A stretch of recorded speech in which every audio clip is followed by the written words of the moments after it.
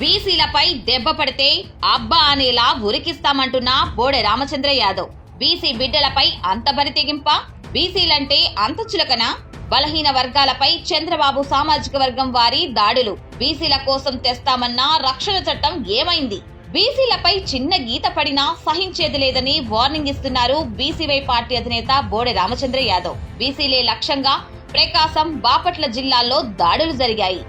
TDP కార్యకర్తలు, స్థానిక నేతలు బరితెగించి బీసీలపై దౌర్జన్యానికి, భౌతిక దాడులకు దిగారు.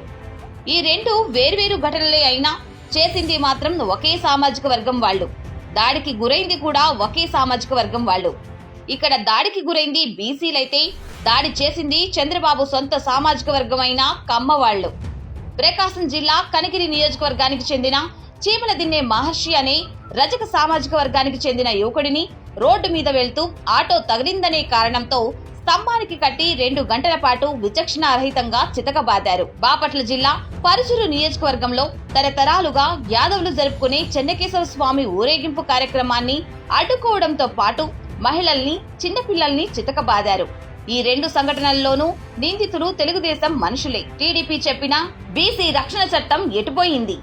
ఎస్సీ ఎస్టీ అట్రాసిటీ కేసు తరహాలో బీసీలకు అండగా ఉంటామన్న మాటలు ఎటుపోయాయి?